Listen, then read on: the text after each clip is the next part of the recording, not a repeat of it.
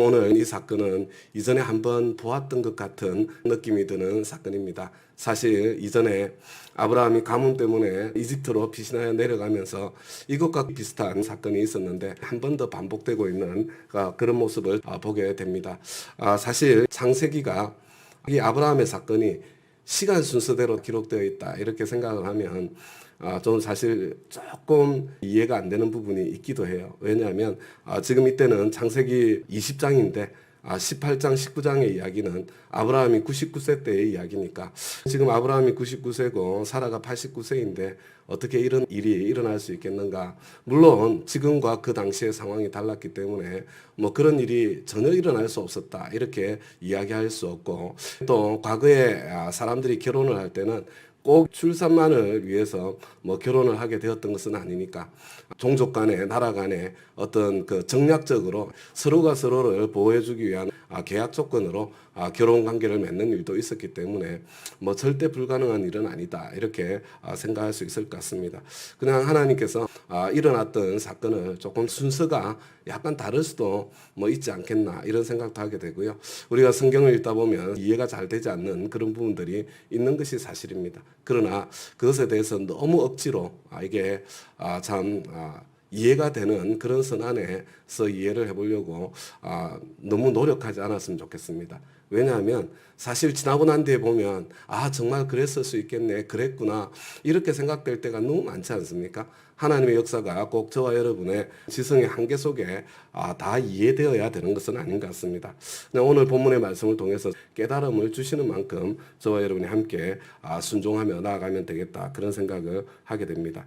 지금 여기서는요, 아브라함이 이 그랄 땅에서 머문 적이 있었다. 그때 일을 저와 여러분에게 들려주고 있습니다. 이 그랄 땅은요, 이스라엘의 남쪽 경계선, 그러니까 블레셋 사람들이 살고 있던 그 땅이 그랄 땅이다 이렇게 생각을 하면 되고요. 여전히 아브라함은 약속의 땅을 떠난 것이 아니라 약속의 땅 안에 머물고 있을 바로 그때였음을 보게 됩니다. 그런데 아브라함이 이전과 마찬가지로 이곳저곳을 옮겨 다니면서 마음속에 두려움과 염려가 있었던 것 같습니다.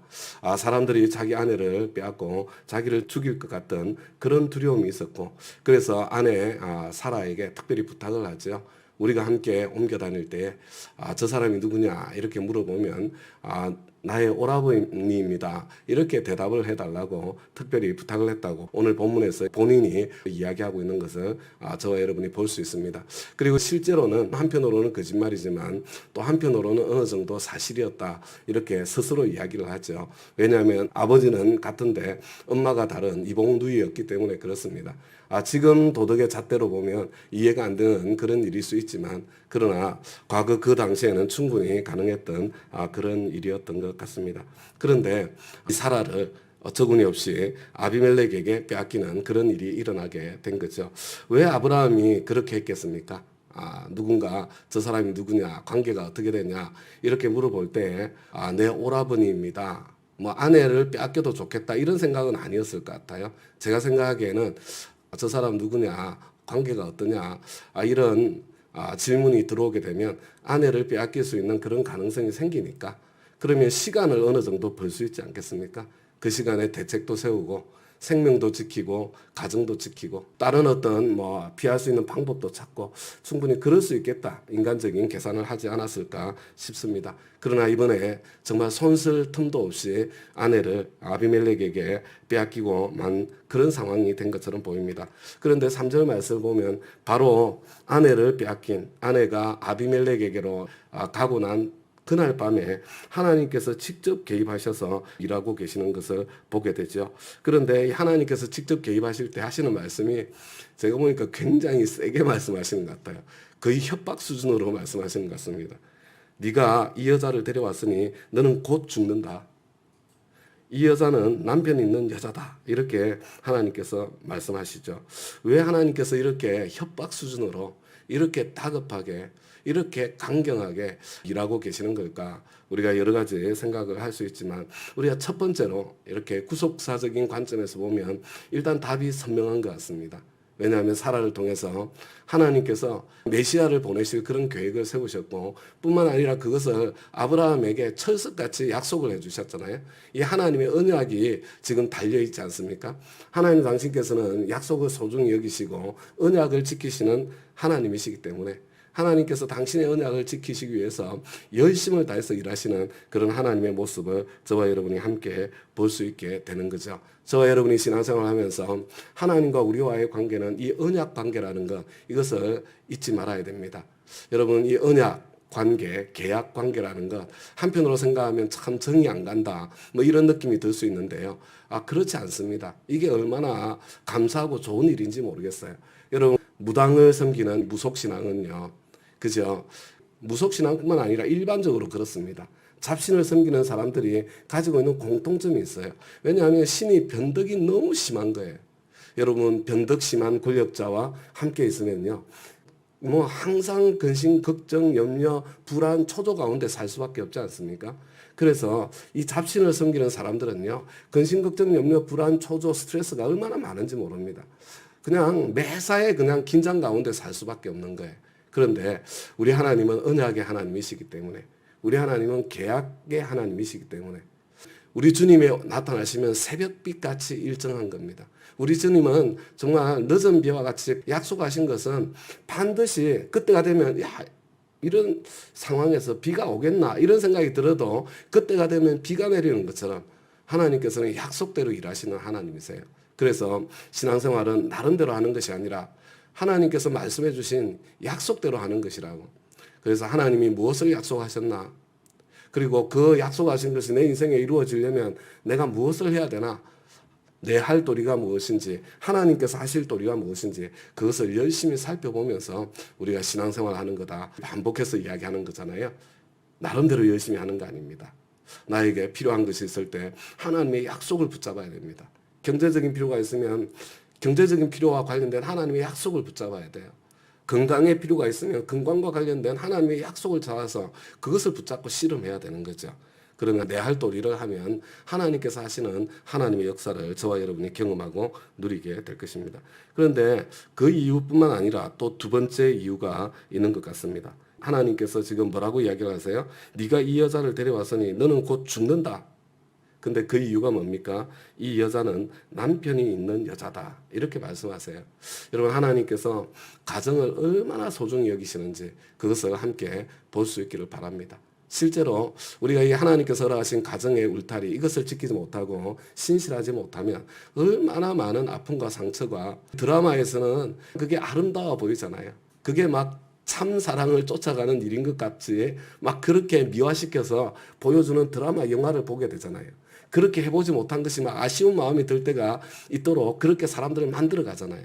근데 여러분, 그렇지 않습니다.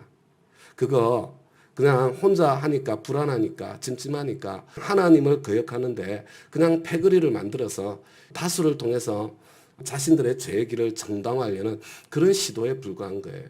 하나님께서 만드신 이 가정의 제도 있잖아요. 하나님께서 이 허락하신 이 부부 관계 있잖아요. 무엇으로도 갈라놓을 수 없는 거죠. 그런데 그것을 깨트리는, 남의 가정을 깨트리는 죄, 내 가정을 깨트리는 죄, 하나님 앞에 결코 가볍지 않다. 그래서 오늘 이 말씀 속에 하나님께서 허락하신 이 가정이 얼마나 소중한 것인지 참 다시 한번 우리가 하나님 앞에서 두려운 마음을 가지고 내 가정을 지키기를 좀 기억을 했으면 좋겠습니다. 어떤 분들은 이런 생각이 들죠. 그러면 좀 지금도 그러는 사람이 있으면 하나님께서 좀 꿈에 나타나가지고 좀 반쯤 협박해가지고 아예 못하게 해주시면 좋지 않습니까? 뭐 이런 생각을 하실 분들도 있을 수 있는데요. 여러분, 왜 그런 과정이 없겠어요? 사실은요, 하나님께서 계속해서 경고해 주시고 또 경고해 주십니다. 근데 귀를 닫기 때문이죠. 그런데 여러분, 지금 만약에 하나님께서 이렇게까지 해주신 세 번째 이유가 있다면 저는 그것이 5절 말씀에 담겨 있다고 생각합니다. 여러분, 아비멜렉에게 이렇게 하소연하잖아요. 주님께서 의로운 사람까지도 벌을 내리셔서 되겠습니까? 아브라함이 저한테 그렇게 이야기했고 사라도 저한테 그렇게 이야기했고 저는 실제로 그런 줄 알고 5절 말씀을 보니까 저는 깨끗한 마음으로 떳떳하게 이 일을 했습니다. 아비멜렉이 억울했던 것 같습니다. 그러니까 하나님께서 뭐라고 대답하세요? 그렇다. 나는 네가 깨끗한 마음으로 이렇게 한 줄을 잘 안다. 그러므로 내가 너를 지켜서. 여러분 이겁니다. 사실은 아브라함은 내가 가는 곳에 하나님을 두려워하는 사람이 아무도 없을 겁니다. 그래서 내가 무서워서 그랬습니다. 이렇게 하소연을 했지만요. 얼마나 교만한 마음인지 몰라요. 그죠? 사실 아비멜렉은 가만히 보면 하나님을 두려워하는 사람이었어요.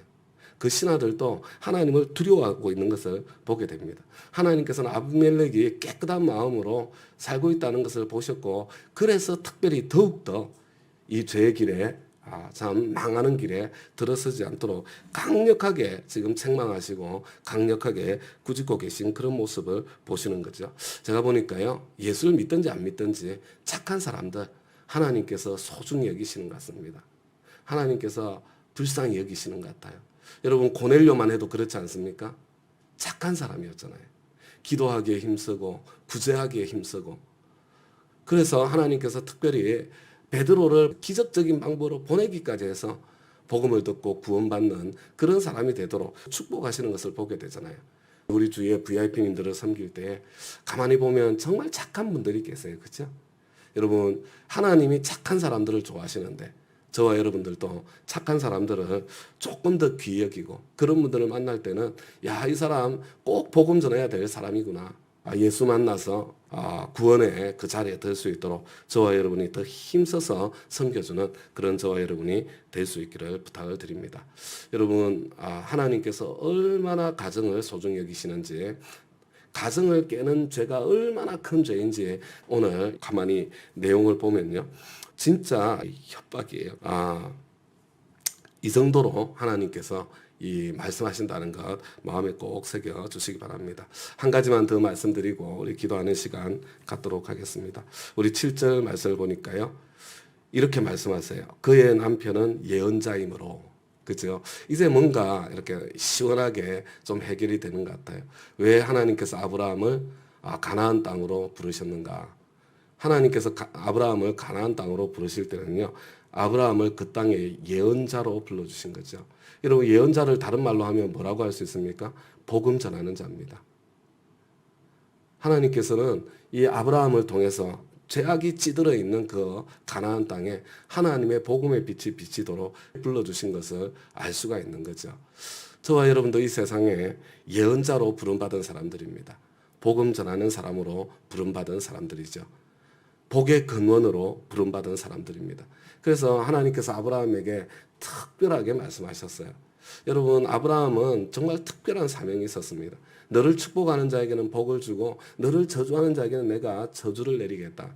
여러분 다른 사람이 나를 축복하지 않을 수 없는 인생, 다른 사람이 결코 나를 저주하지 않을 수 있는 그런 인생을 살면서, 왜냐하면 나를 저주하게 내가 살아버리면 내 주위에 있는 사람들이 다 저주를 받게 되니까 나를 축복하지 않을 수 없는 인생을 살아서 내 주위에 있는 사람들이 복을 빌어줄 수 있도록 그렇게 살아서 복의 통로가 돼야 되는 거죠. 복음의 통로가 돼야 되는 거죠. 그런데 참 너무 안타깝잖아요. 오늘 이 아브라함의 모습은. 여러분 아브라함을 불러들여서 호통을 쳐요. 호통을. 복의 근원으로 살아야 되는데 저주의 근원으로 살 뻔해가지고 오히려 불신자에게 하나님을 모르는 이방 사람에게 호통을 당하는 그런 안타까운 모습을 저와 여러분들이 보게 되잖아요.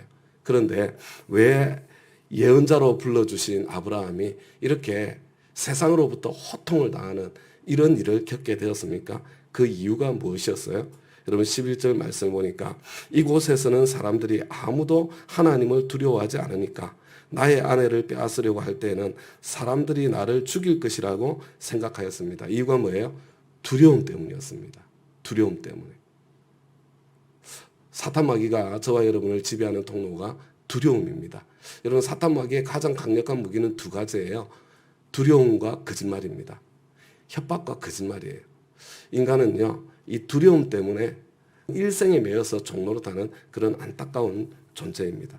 그래서 이 두려움 때문에 그냥 교묘한 거짓말을 해가지고 오히려 축복의 통로가 아니라 저주의 통로가 될 뻔한 그런 안타까운 모습을 저와 여러분들이 함께 보게 되는 거죠.